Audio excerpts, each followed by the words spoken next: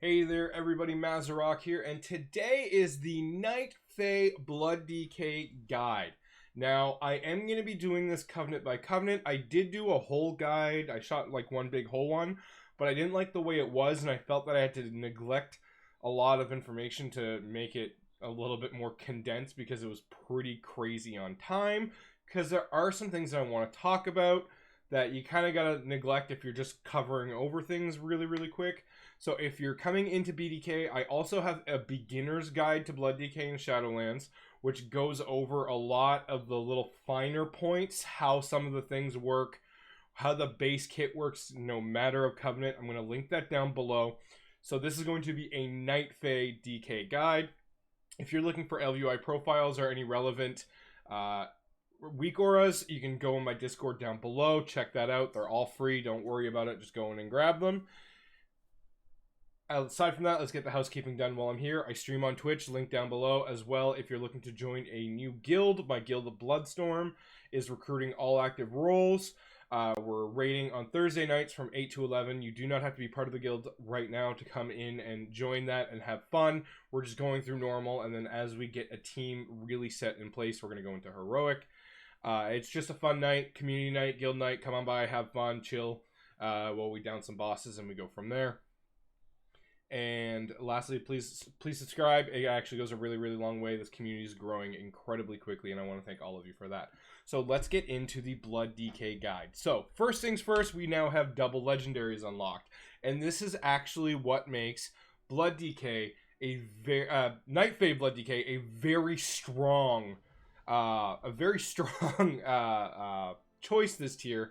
Combined with tier set, combined with the double legendary Night Fae DK is probably going to be your pick most of the time if you so choose it, and you will be fine. I ran some keys last night with a double legendary, and I felt so incredibly tanky, and like I just couldn't die. It was absolutely unreal. As you can see here, like 6k healing, HPS.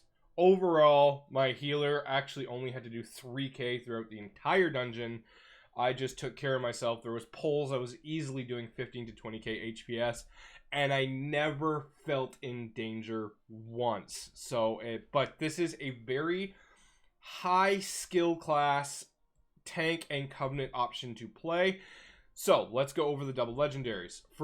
If you're looking to make one legendary and only one legendary, the Crimson Rune Weapon is going to be your base choice. No ifs, ands, or buts. You have to make this one. It is the best one for Mythic Plus right now, especially with the tier set, which we'll get into a bit. So Dancing Rune Weapon generates 5 Bone Shield charges. When a charge of Bone Shield is consumed, the cooldown of DRW is reduced by 5 seconds.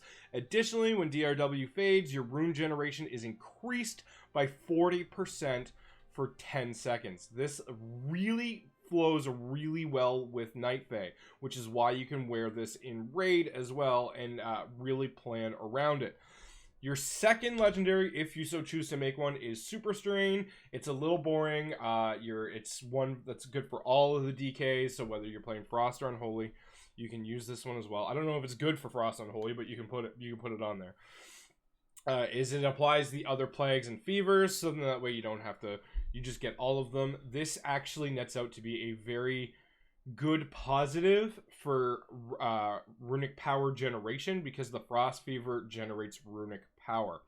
So if you're looking for raiding, Super Strain is a very good one, especially while you don't have your tier set yet. Super Strain might be a better play for you.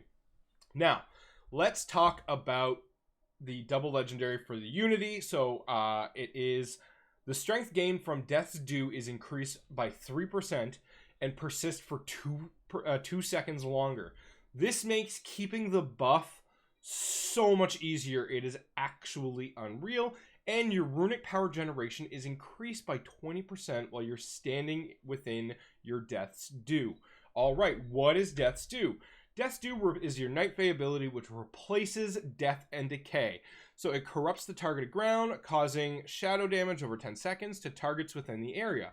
While you remain within the area, your Heart Strike will hit up to 3 additional targets, and inflicts Death's Due for 12 seconds. Death's Due reduces the damage enemies deal to you by 2% up to a maximum of 8, so it is an 8% DR just for going through it, and their power is transferred to you as an equal amount in strength. Now, with the double legendary, this is a buff of a 20% strength buff while you upkeep this. So this is very important to upkeep it. So if you're playing maybe Necrolord or Venthyr Covenants last tier, you probably weren't prioritizing Death and Decay as much as possible. You could put one down and then kind of rely on procs mostly, but now you really need to focus on keeping this buff up.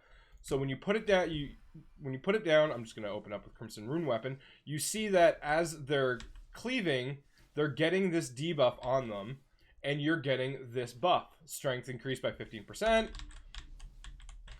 and you keep going. But at the moment it gets off cooldown, or you get a proc, because it can proc with 3 seconds left, you absolutely want to keep that going. But your damage is pretty phenomenal on it. Now, the targets are a little spread here, so it's a little bit difficult to actually showcase. But it's very easy to get this buff on everybody very, very quickly. And as you see, on 3 targets, Death's Due dealt the most amount of damage at 28%. Now, I didn't Death Strike much there. I was just trying to show you that. But that actually flows very, very well in Mythic Plus. And you always have it. That's the nice part. You're not relying on your cooldown of Slappy Hands or Swarming Mist or whatever. This, you always have it at a 15-second cooldown, so you will have it for every single pull, which is very, very nice. The strength increase is also absolutely unreal. Now, let's talk about talents. Actually, yeah, let's talk about talents. So, before you have your tier... let's talk about tier set first, then we'll get to talents. My apologies. So, the tier set. Your 2 set. While your Dancing Rune Weapon is active, Heart Strike extends the duration of Dancing Rune Weapon by 0.5 seconds and increases your strength by 1%. Increasing strength buffs. This is where this all synergizes very well together. Persisting for 10 seconds after Dancing Rune Weapon ends. Now, when you take your 4-piece, when you take damage, you have an equal chance to 100% of your parry to lash out, heart striking your attacker, and Dancing Rune Weapon now summons 2 rune weapons. So both of those rune weapons will heart strike out. Now, Dancing Rune Weapon itself, while active, increases your parry chance by 40%. So the uptime on this is very, very important. So now we're going to start talking talents here, because now that we've covered that, it makes sense. This is the setup that I personally like before you get tier. So Heartbreaker, Hemostasis, Blood Tap. Now, a lot of people like to go Relish in Blood because it's passive and you don't have to think about it. But with Night Fae, you want to go Blood Tap.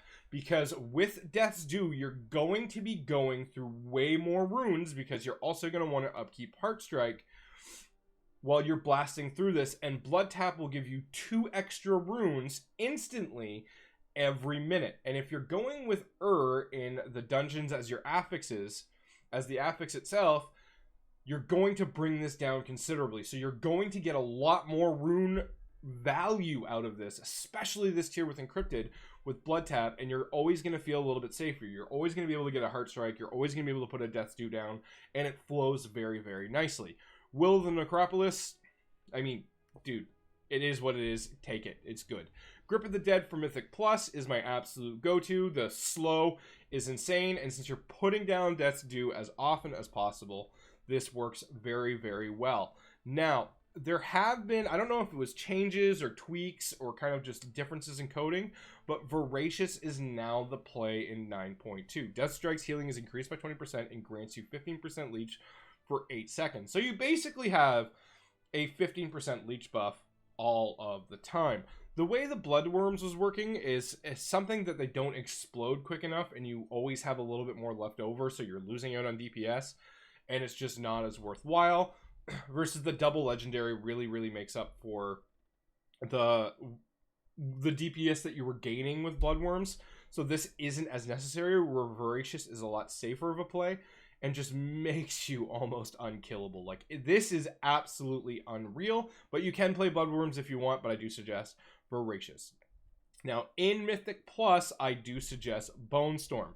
Bone Storm is a great AoE damage cooldown, really, really good, and it will also, yeah, I mean, it'll keep you alive. It'll just do healing for you as the pack goes on. Right now in Mythic Plus, it's doing about between 10 and 20, depending on the dungeon itself, because this is AoE uncapped now. It deals reduced damage beyond 8 targets, yes, but it hits all of the targets. So you will get healing based on that up to 15%. So you're really going to be fine there. Now it's up to 15, so 5 targets is kind of like your baseline minimum or where you want to be using it the most, but this is a very, very strong cooldown to be using. Now, when you have your 2-piece, you can swap over to Tombstone. Yes, we are using Tombstone now in 9.2. And the reason why: consume up to 5 Bone Shield charges. For each charge consumed, you'll gain 6 runic power and absorb damage equal to 6% of your maximum health for 8 seconds. Now, this is a 1-minute cooldown, easily dropped down to about, 40 seconds with Very, very nice. But what happens here is the interaction with Crimson Rune Weapon, and how often you're going to be getting Crimson Rune Weapon with your 2 and your 4-piece, and the strength of it. Because these Bone Shield charges, you consume them, which works with Crimson Rune Weapon, so you immediately get a 25% cooldown reduction off your Dancing Rune Weapon the moment you proc this, making it very, very strong for Dancing Rune Weapon uptime and upkeep. Very, very good to have, but you will not see the value out of this until you get your 2-piece. Once you get your 2-piece, you can go over to Tombstone, you're fine. But until then, I would stick with Heartbreaker. You're just going to gain a little bit more of a net positive with Heartbreaker beforehand, because it's just kind of how it works. Let's face it, that's just kind of how it is. So this is the talent setup that I like before 2-piece. This is the talent setup after your 2-piece. Now, I don't have my 2-piece yet, unfortunately. I just haven't been lucky. I've gotten one. Womp, womp, womp. Is what it is, though. So that's the world we live in. So yeah, but that's the talent setup that I like there. Now, for rating, if you're going with Dancing Rune Weapon and you have your 2 and your 4-piece, Tombstone is very, very strong as well, and you can go Blood Drinker. Wraithwalk will be your choice there for movement, because there's not a whole lot of reason to take Grip of the Dead unless you have like actual mobs moving away from you. There's just not a whole lot of reason to need a 90% slow in raid. Wraithwalk will be your better choice, and I would go with Red Thirst. Unless you think you're going to die a lot, then go with Purgatory. Purgatory is a really, really strong cheat death, but if you're using your cooldowns correctly and playing as a Blood DK, you're not going to die. You're just not. Look at what Liquid did with their DK that basically soloed down Mythic Anduin from like 0.7 HP remaining, which 0.7 HP remaining doesn't sound like a lot, but it was that's still a lot of health. I think Anduin had like 128 million health to start off with or something crazy.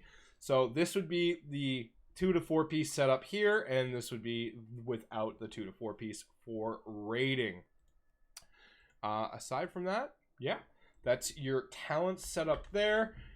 For Conduits, now what we're going to want to do there is Naya. Mastery is not the crazy, like, you don't want a mastery stack, but it is a very strong stat to have for Blood DK, so this is why you're going to want to go with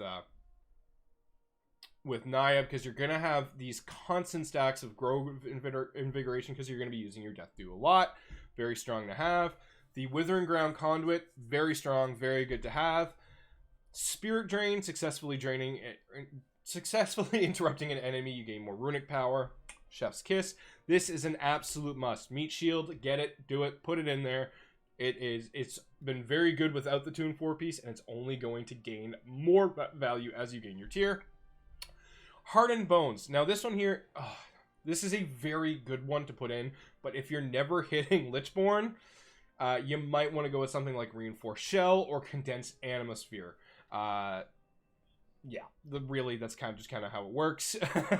Just put it, if you're not hitting Lichborn at all, just, because, I mean, Lichborn gives you an extra 10% leech. You get 25% leech buff with Voracious and Lichborn active.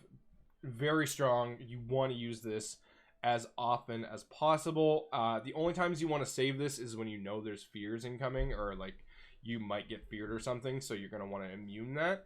But yeah, so Lichborn is active. You take 12% less damage. Now, the thing with DK is there's not a lot of things that give you a big damage reduction. It's just a lot of little stacking things.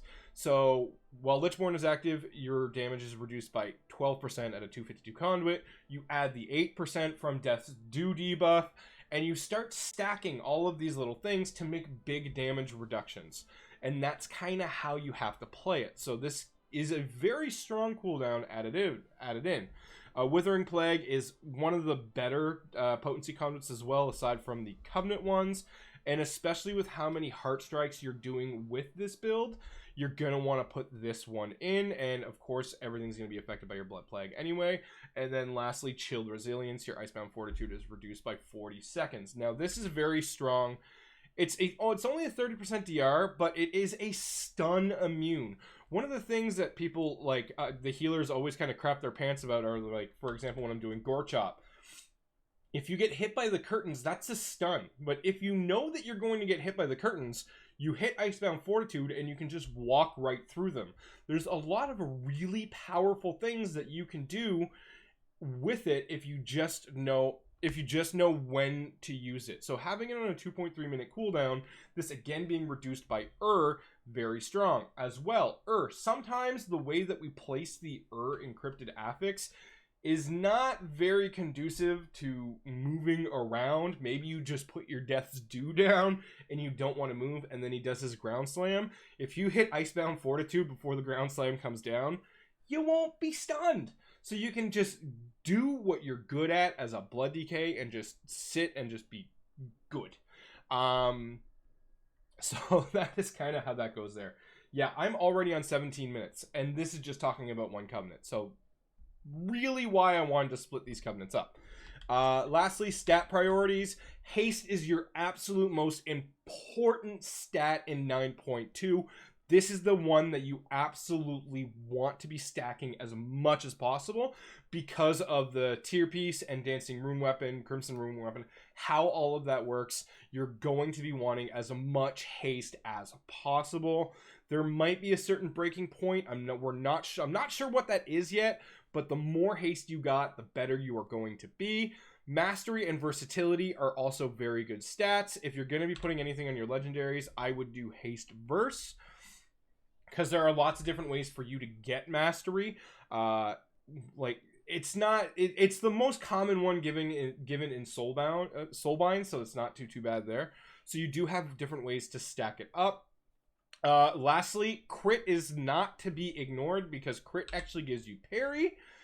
Now, this isn't something that you want to rely on defensively, and it's not something you're going to want to stack, but it's not a stat you're going to want to ignore. You're going to want a certain amount of crit, and I'm currently looking at getting rid of a little bit of verse, I'm looking at getting rid of some of these to add a little bit more crit, but it's a very fine-tuning stat line. But right now, there are no bad stats at all for Blood DK. All right, let's get into Trinkets. Blood Spattered Scale, guess what? Still Biss. Absolutely, go get yourself one. Farm DOS until you get it. It's worth every single penny. It's great for It's great for threat on opening pulls. It's great for tank busters. It's just all around really, really good, especially for Blood DKs. Now, there is a new trinket that has been kind of hot, and a lot of Blood DKs are really, really high on this one. I've been farming streets for it, but have not been lucky at all. Where's my gear filter? Blood. And it is, I know who it drops off, this guy here. It is the Codex of the First Technique. Taking damage grants you a chance to unleash First Technique for 12 seconds, reflecting 10% of incoming damage up to a maximum of X amount per blow.